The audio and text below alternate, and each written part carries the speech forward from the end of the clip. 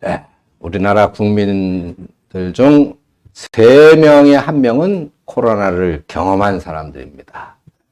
이 참 많은 숫자죠. 1,500만 명이 넘게 그렇게 겪었는데, 아직 안 걸리신 분들은 잘 버티시는 거예요. 아무튼 끝까지 잘 버티시기를 바랍니다. 저처럼 걸렸던 사람들은 이제 걱정 없어요. 불안하지 않아도 됩니다. 예. 코로나 걸렸던 사람도 재감염되는 일이 있다, 그렇게 하는, 극히 이제 적은 숫자고, 건강하시면 다시 걸리지는 않을 것 같습니다. 참, 제가 이 주의종의 말에는 권세가 있다라는 것을, 일을 통해서 지금 뼈저리게 경험을 했습니다. 즉, 간증인데, 제가 지난 주일날 여러분들에게 걸려도 별거 아니니까 걱정하지 마십시오. 그렇게 말씀을 드렸잖아요. 그리고 이제 다음날 제가 걸렸잖아요. 그리고 다음 주에 우리가 이제 제주도에서 노회가 있어요. 18일부터 20일까지 우리 경기남 노회인데 제가 노회장이지 않습니까? 그래서 각 노회 목사님들에게 공지를 보냈어요. 코로나 이게 노회 앞두고 걸리면 격리되기 때문에 이 노회 참석을 못하게 되니까 코로나 아직 안 걸리신 분들은 빨리 걸려서 노회 참석하는데 지장이 없게 하십시오 했는데 그 다음날 제가 걸린 거예요.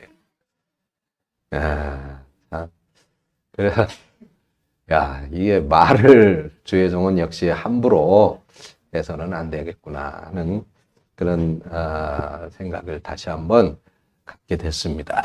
이번에 일주일 동안 코로나 이제 걸려서 앓게 되면서 우리 애기도 걸렸잖아요.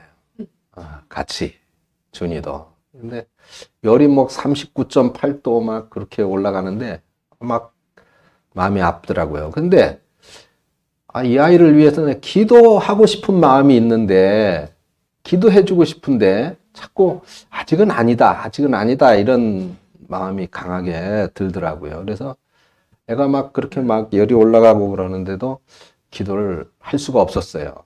근데 이제 그 다음날 이제 기도를 해야 되겠구나 생각을 해서 아이를 안고 기도를 했습니다. 그랬더니 그때부터 이제 열이 내리기 시작을 하고 아이가 막 생기를 찾더라고요. 그래서 참 하나님이 모든 거에는 때가 있고 그것을 통해서 우리에게 주관자는 주관하시는 섭리와 역사자는 우리의 주인은 역시 하나님이시구나 하는 것을 이번 그 사건을 통해서 절실히 깨닫는 그런 기간이었던 것 같습니다. 아무튼 여러분들 안 걸리셨던 분들 어차피 다들 겪는 것 같은데 한번 걸려보자 이렇게 생각하지 마시고 걸리지 마시기 바랍니다. 제가 분명히 걸리지 말라고 그랬어요. 걸리지 마셔야 돼. 하여간 아프긴 아픕디다. 아니 며칠 오래 아프지는 않는데 한 이틀 정도는 상당히 아프더라고요. 그러니까 안 걸리시는 게 좋을 것 같아요. 자, 오늘 본문으로 이게 이제 후유증으로 기침이 계속 나요. 이 기침이 얘기로는 한 3주 정도, 2, 3주 정도 그렇게 간다고 그럽니다. 그래서 말씀을 전하는 데에도 아마 기침을 좀 하게 될 텐데 좀 듣기에 불편을 드려서 죄송합니다. 그리고 기침을 제가 하더라도 이미 바이러스는 이제 없으니까 불안해하지는 마시고 괜찮은 기침이다 이렇게 생각하시면 돼요. 자, 오늘 종료주일입니다. 종료주일은 이제 예수님이 공생의 사역을 마치시고 공생의 사역, 이게 예수님께서 내가 바로 하나님의 아들이다, 메시아다 라고 하는 것을 알리고 밝히고 드러내면서 이제 복음 전도자의 사역을 행하신 그 기간, 십자가에 죽으실 때까지. 그러니까 요단강에서 세례 요한에게서 세례 받으시는 그때부터 십자가에 죽으시기까지 그 3년 반 기간, 3년 6개월의 기간을 공생의 기간이라 그래요. 공생의 기간. 근데 그 공생의 기간 중에 이제 마지막 일주일을 앞두고 예수님께서 예루살렘에 가셨죠. 십자가를 지시기 위해서. 이제 내가 때가 돼서 이제는 죽어야 되는구나. 제자들에게 내가 이제 예루살렘에 가서 죽어야 된다고 말씀을 이제 하시고, 제자들이 듣고 이제 그런 구원 사역에 대해서 그 당시 제자들 알지 못했으니까 말리고 그랬죠. 근데 이제 예루살렘에 들어가시게 됩니다. 그래서 그 예루살렘을 들어갈 때 많은 사람들이 예수님을 환영하고 했는데, 예수님은 그런 환영에 맞지 않는 나귀 새끼를 타고 아시죠? 그 개선장군처럼 그런 말을 타고 들어가는 게 아니라 아주 낮은 자의 자세, 겸손한 자의 자세로 그 모습을 보이시면서 나귀 새끼를 타고 예루살렘에 이제 입성을 하고, 이제 한 주간의 시간을 보내신 후에 고난을 받으시고 십자가에 못 박혀 돌아가시게 됩니다. 그 돌아가시는 시간이 이제 금요일 날 오후쯤에서 오후 한 3시쯤에서 돌아가시고, 그래서 주일날 새벽에 이제 부활하시게 되는 겁니다. 그래서 이 다음 한 주간은 이제 오늘을 종려주 예루살렘에 예수님이 들어가시는데, 그 종려나무라는 것이 있어요. 그런데 개선 장군들을 환영하고 또 승리를 상징하는 그런 의미로 이 환영의 도구, 그것이 이제 종려나무인데 그 가지를 꺾어서 예수님을 환영했다. 그래서 종려주일이다, 이렇게 표현하게 되는 것입니다. 그리고 이제 내일부터 한 주간 동안 이제 고난 주간이 되는 것이죠. 자, 그것이 이제 이 종려주일의 의미입니다. 근데 이 과정 중에서 우리가 가장 중요하게 이제 부각되어지는 것이 바로 십자가죠. 왜 예수님께서 십자가를 지려고 예루살렘에 가셨을까? 예수님이 지셔야만 했었던 그 십자가는 도대체 무엇일까? 그러면 오늘날 지금 이 시대에 우리 최미경 선생님에게는 십자가가 도대체 무슨 의미일까? 그죠? 우리 임미자 씨에게 십자가는 무슨 의미? 나는 그냥 억지로 옷까지 잡혀가지고 끌려다니는 것 뿐인데 왜 나한테 십자가를 물어보나? 근데 의미가 있단 말이죠. 의미가. 오늘 그것을 우리가 한번 살펴보려고 합니다. 옛날에는 그 노예 제도가 있었어요. 이스라엘에서도 노예 제도가 있었죠. 종. 그래서 그 종들은 사람으로 취급을 안 했어요. 그냥 가축, 짐승, 그런 걸로. 또는 이제 그 재산. 미국에도 노예가 많이 있었지 않았습니까? 흑인들을 잡아다가 노예로 삼았죠. 그래서 그 이스라엘에서는 그 노예들을, 이 사람은 노예다라고 하는 것을 표시하기 위해서 귀에, 그 자기 집의 문설주에다가 그 귀를 대고 그 구멍을 뚫었어요. 우리 집에, 그러니까 우리 가문의 어떤 표시, 그런 걸로 귀에 구멍을 뚫었어요.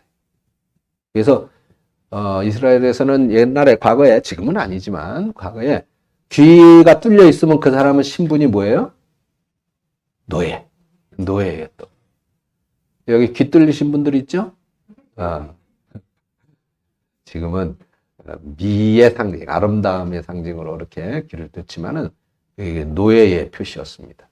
미국 같은, 유럽 같은 데서는 노예들에게 어떤 표시를 했어요?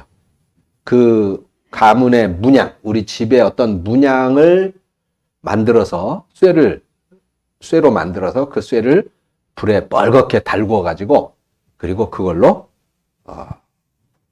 그 사람들의 살을 찢어서 거기에 그 표식을 남겼습니다. 이런 표식은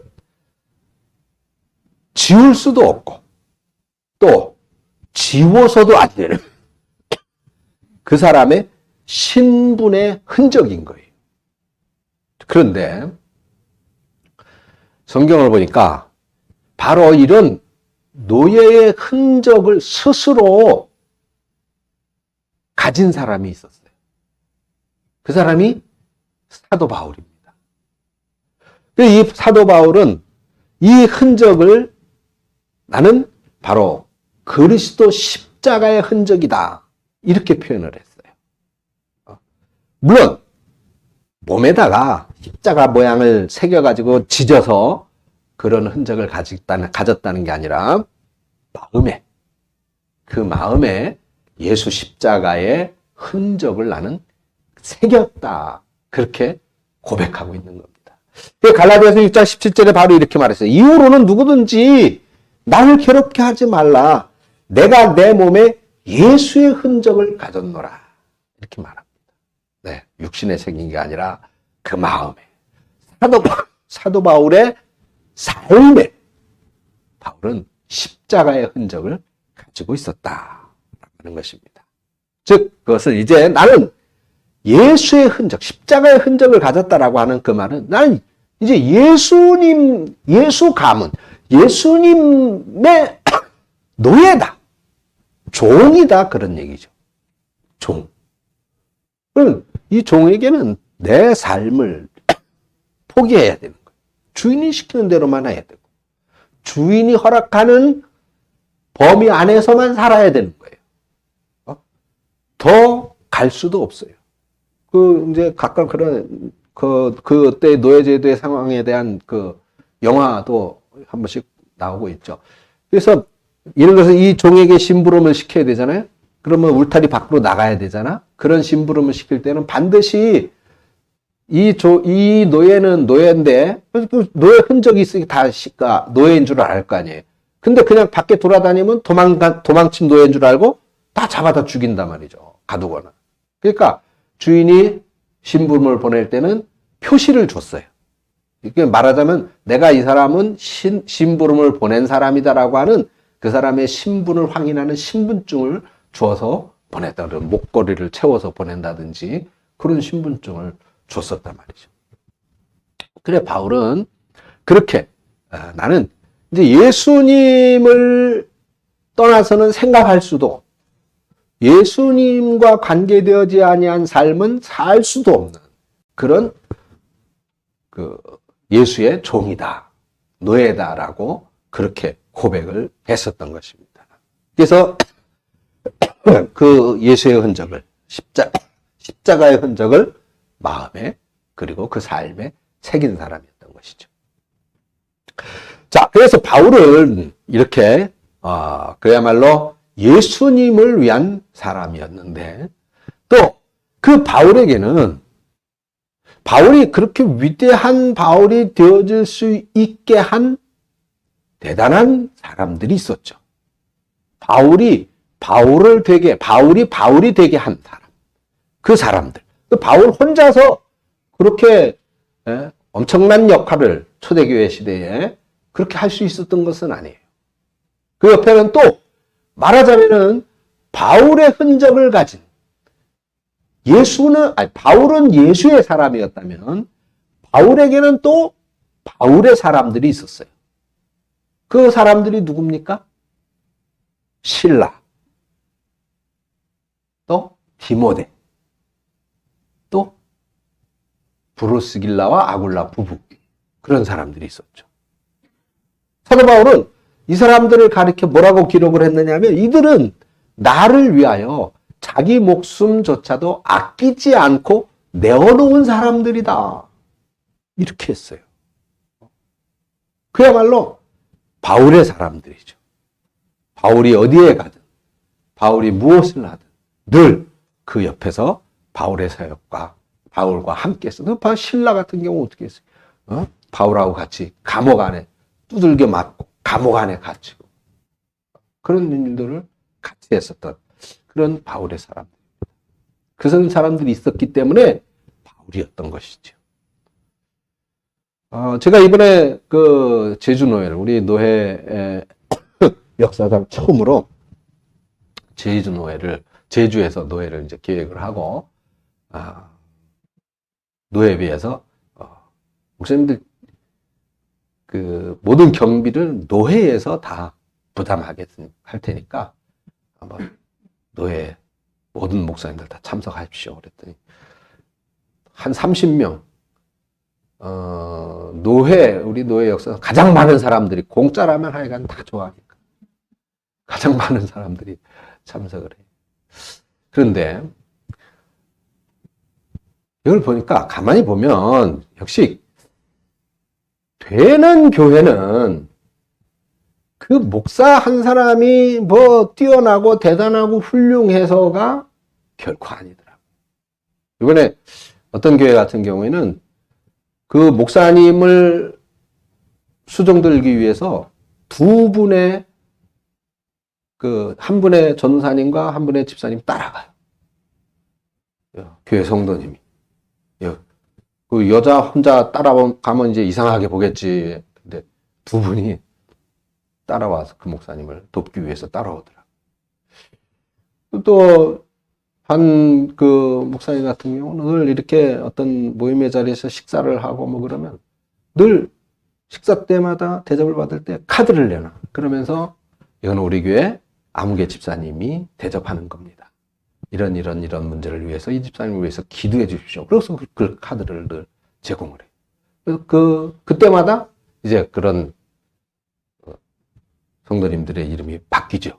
오늘은 아무개 집사님 또는 오늘은 아무개 권사님이 대접합니다. 그렇게 하더라고요. 그래서 그런 분들의 교회가 역시 다르다라고 하는 걸 많이 느껴보게 됩니다. 결코 훌륭한 교회는 정말 우리 목사 혼자 이룰 수 없습니다. 우리 대감교회 누가 나의 사람이 되겠습니까? 이번 제주도에 가면은 경비를 다 노예에서 대준다는데 혹시 저를 따라서 나는 이영근 목사님을 가서 또 특별히 노회장님이신데 얼마나 할 일이 많고 바쁘시겠는가 도와야 되겠다 하시는 분은 저에게 신청하면 같이 갈 수 있습니다. 경비는 무료입니다. 무료라니까. 이 손 드시는 분이 하나도 없네. 자, 바울에게는 그렇게 대단한 바울의 사람들이 있었습니다. 예수님에게는 예수님의 사람 바울, 예수님의 사람 베드로, 그렇죠? 예수님의 사람들이 있었죠.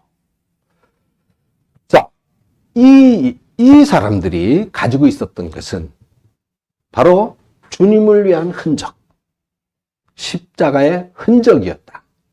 실라도 물론 바울의 사람이지만 디모데도 마찬가지. 브리스길라와 아굴라 부부도 마찬가지죠. 바울의 사람이었지만은 그런데 그들은 십자가 안에서 있었어요. 십자가의 흔적 안에서 바울의 사역에 함께했고 동역했고 바울을 위해서 목숨까지도 내놓는 그런 사람이 될 수가 있었던 것입니다. 오늘 주님을 따르는 저와 여러분들 모두도 바로 이런 십자가의 흔적, 예수의 흔적을 가져야 될 줄로 믿습니다. 우리가 후일에 하나님의 심판대 앞에 설 때에 너는 예수의 사람이구나.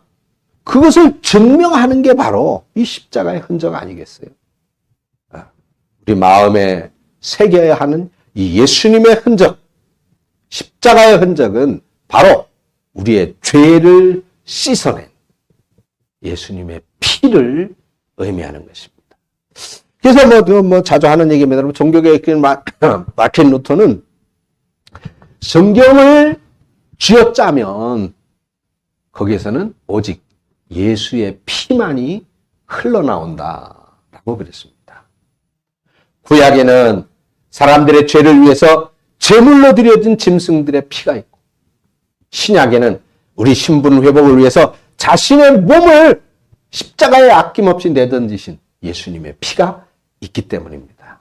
그래서 우리가 이 땅에서 살면서 죽으나 사나 오직 붙잡아야 될 것은 예수의 피인 줄로 믿으시기 바랍니다. 이것만이 우리를 살리는 유일한 길인 거예요.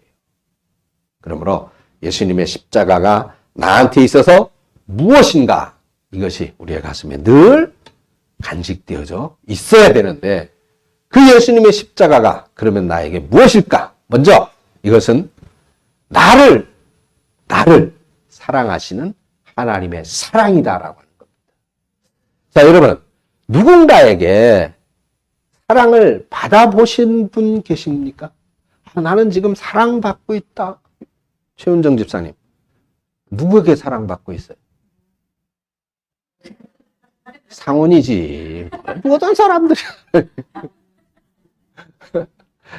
남편이지.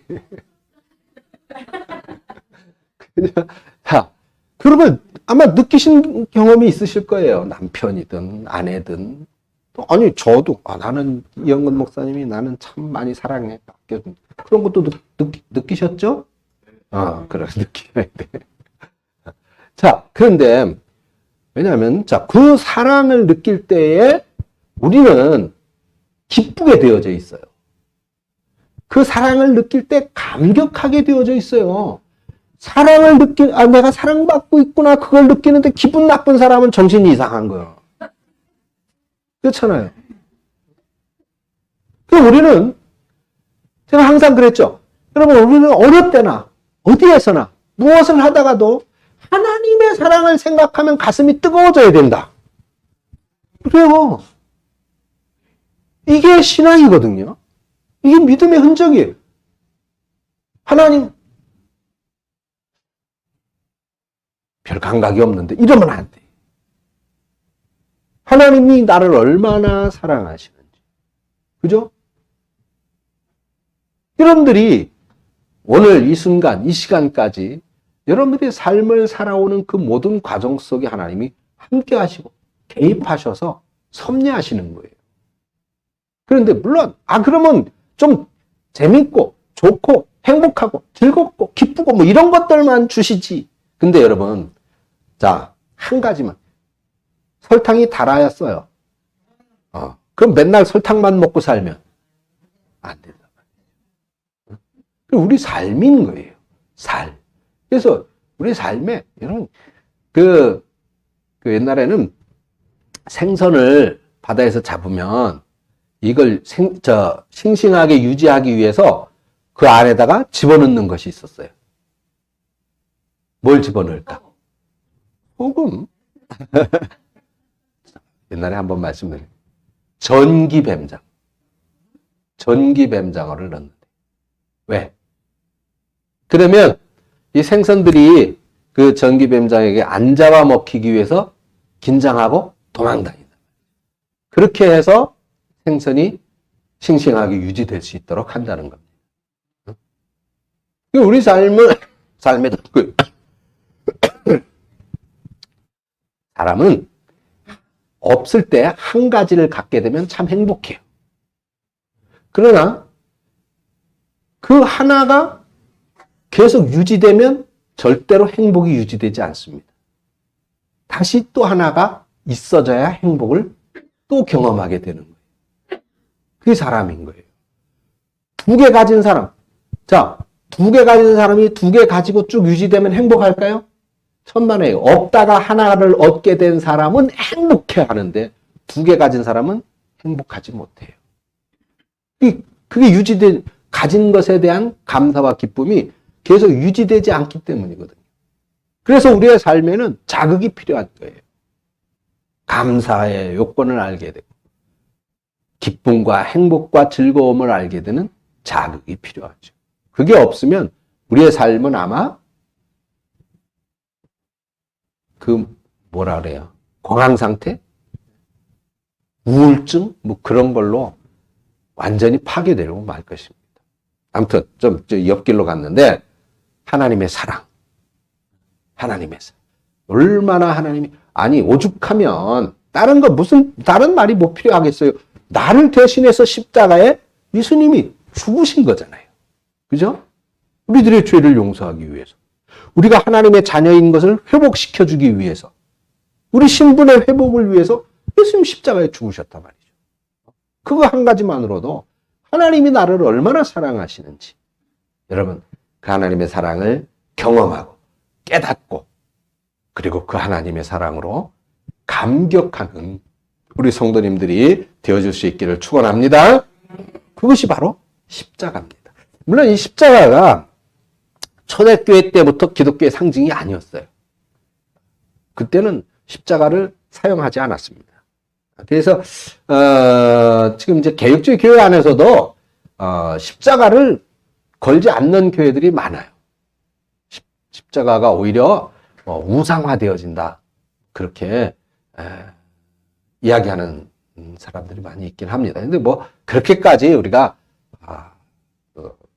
나갈 필요는 없을 것 같고.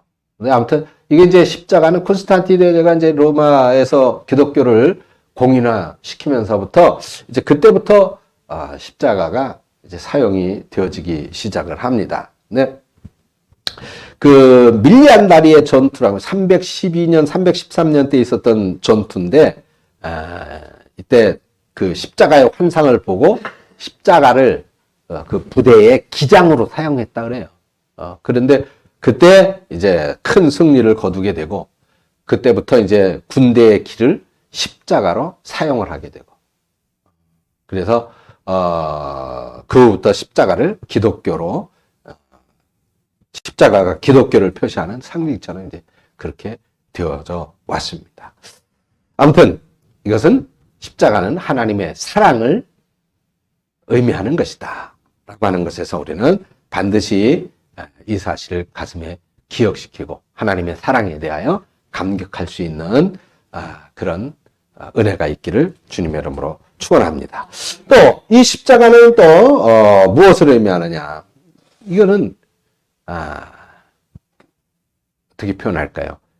도저히 구원받을 수 있는 자격이 아닌 그런 우리를 구원시키는 능력이다. 이렇게 표현할 수 있을 것 같아요. 여러분, 인간은 본질상 진노의 자녀였다 그랬어요. 그죠? 우리 인간들은 죄성이 있기 때문에 죄성. 그래서 늘 타락의 문 앞에 있습니다.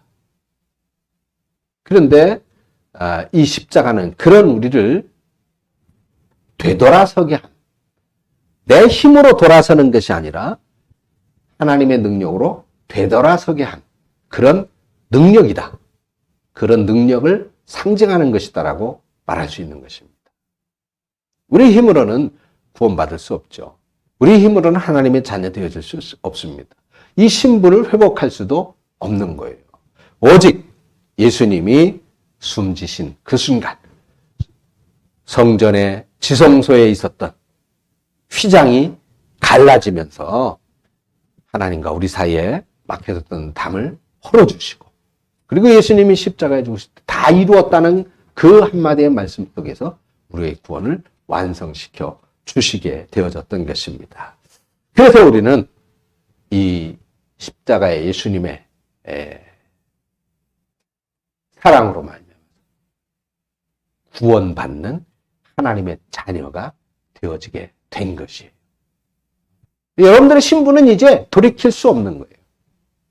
하나님의 자녀된 신분이 회복되어졌기 때문에. 그래서 예수님의 십자가는 구원을 이루는 하나님의 능력이 되는데 고린도전서 1장 18절에 십자가의 도가 멸망하는 자들에게는 미련한 것이요 구원을 얻는 우리에게는 하나님의 능력이라 이렇게 말씀했습니다. 그래서 예수님의 십자가는 우리를 죄에서 구원하시는 분이고 하나님의 능력이 되신다라고 하는 사실을 믿으시는 저와 여러분들이 되시기를 축원합니다. 이 십자가는 우리의 삶에서 모든 것을 이루어 주시는 하나님의 능력이 되시는 거예요. 자, 세 번째로 십자가는 내가 따라야 할 영광의 길이다라고 하는 것입니다. 십자가가 없으면 영광도 없습니다. 이 말을 다시 다르게 표현한다면 십자가는 곧 영광의 길이다 라고 하는 말이 되겠죠. 예수님께서 쫓아오는 무리들과 그 제자들에게 그렇게 말씀하셨어요. 마가복음 8장 34절 말씀에 보면 누구든지 나를 따라오려거든 자기를 부인하고 자기 십자가를 지고 나를 따를 것이니라 그랬습니다. 이 말씀은 십자가의 길이 아니고서는 예수님을 따를 수 있는 길이 없다는 당한 말씀입니다. 그렇다면 우리들에게는, 여러분들에게 있어서는 십자가는 어떤 의미로 느껴지고 있을까요? 십자가는 한 가지를 말해요. 따라서 하십시다. 십자가는 자기 버림이다. 네, 십자가는 자기 버림이다. 자, 이것을 가장 잘 표현한 성경 말씀이 있어요. 로마서 14장 8절인데 우리가 살아도 주를 위하여 살고 죽어도 주를 위하여 죽나니 그러므로 사나 죽으나 우리가 주님의 것이다.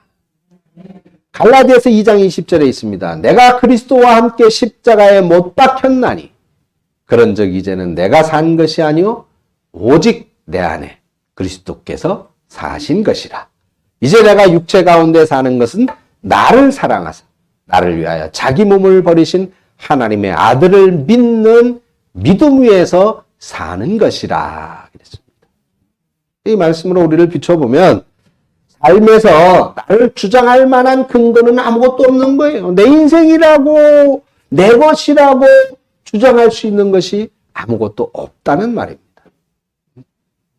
그런데도 우리는 하나님을 의지하지 않고 내 뜻과 내 생각을 앞세우게 되고 아직도 내 인생은 나의 것이라고 주장하고 있단 말이죠.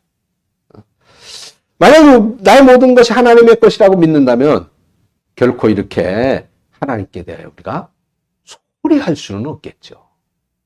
우리가 죽음의 위기에 가까울수록 붙잡아야 하는 것.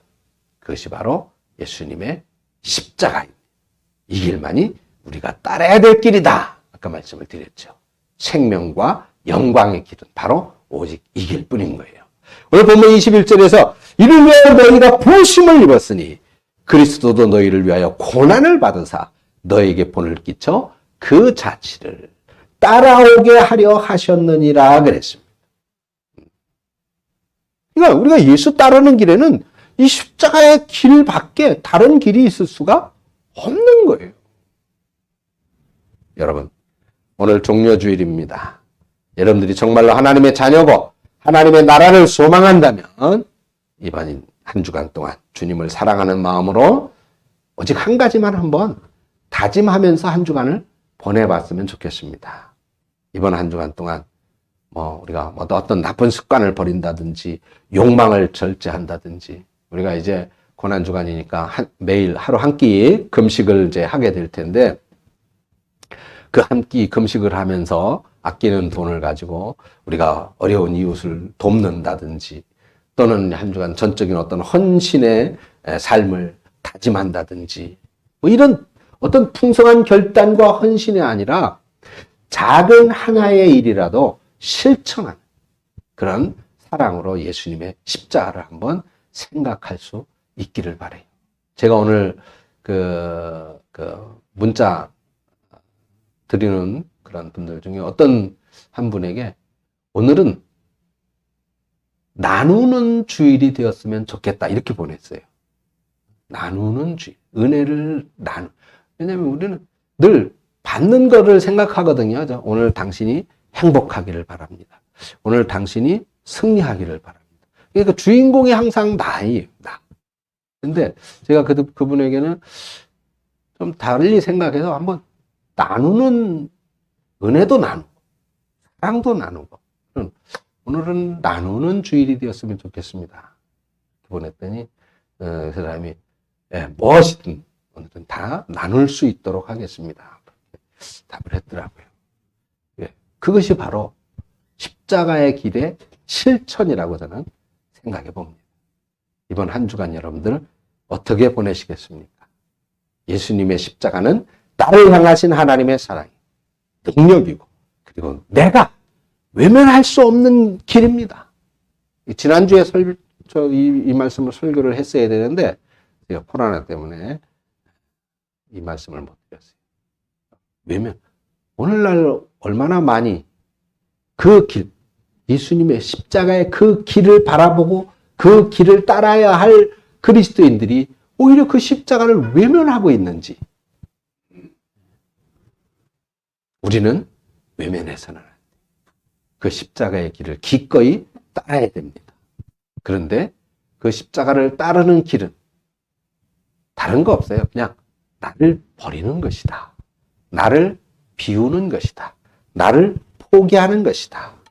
그래서 나를 버림으로써 주님의 소유가 되고, 나를 비움으로써 하나님의 능력이 임하게 되고, 잠시 머무는 이 땅의 삶에서 우리는 하나님이 주시는 그 지혜로 분별하고 예수님을 따를 수 있게 될 줄로 믿는 것입니다.